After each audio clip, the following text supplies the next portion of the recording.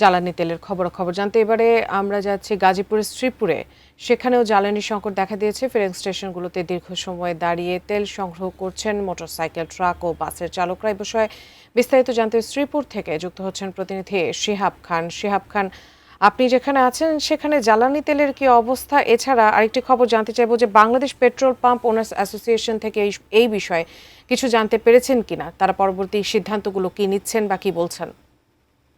নুজমা, তেলের যে সংকটময় পরিস্থিতি ঠিক আমার পেছনের চিত্র দেখলেই আপনারা দেখতে পাবেন যে আসলে তেলের কি পরিমাণ সংকট রয়েছে আমাদের গাজীপুরের শ্রীপুর উপজেলায়। নুজমা, আপনি জানেন যে আমাদের এই শ্রীপুর উপজেলাটি একটি শিল্প অধ্যুষিত উপজেলা। এই উপজেলায় যে কয়েকটি বেশ শিল্প ফিলিং স্টেশন রয়েছে তার কিন্তু বেশিরভাগই কিন্তু জ্বালানি সংকটের কারণে বন্ধ অবস্থায় রয়েছে। আর বেশ কটি যে কয়েকটি খোলা রয়েছে তারা কিন্তু খুব মানে তেল সরবরাহ করতে খুব নাজুক অবস্থার মধ্যে পড়েছে। চালু ফিলিং গুলোতে কিন্তু প্রয়োজনের তুলনায় খুব অপ্রতুল অবস্থায় কিন্তু জ্বালানি সরবরাহ করা হচ্ছে। এই জ্বালানি নিতে দীর্ঘ সময় লাইনে দাঁড়িয়ে তেল সংগ্রহ করছেন এখানকার মোটরসাইকেল চালক, বাস, ট্রাক চালক সহ পরিবহন সংশ্লিষ্টরা।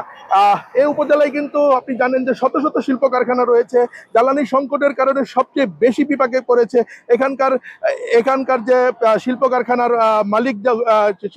মালিকগণ। তারা কিন্তু জ্বালানি তাদের যে কারখানায় ব্যবহৃত যে জেনারেটর, সেই জেনারেটরে কিন্তু তারা প্রয়োজন মতো কিন্তু তেল পাচ্ছে না। তেল না পাওয়ার কারণে তাদের কিন্তু উৎপাদন ব্যাহত হচ্ছে। আবার তারা যেভাবেই হোক তেল সংগ্রহ করে উৎপাদন করলেও সেই পণ্যগুলো কিন্তু রপ্তানির জন্য পরিবহনও করতে পারছেন না। অর্থাৎ শিল্প কারখানার মালিক যারা আছেন তারা কিন্তু উভয় সংকটের মধ্যে পড়েছেন।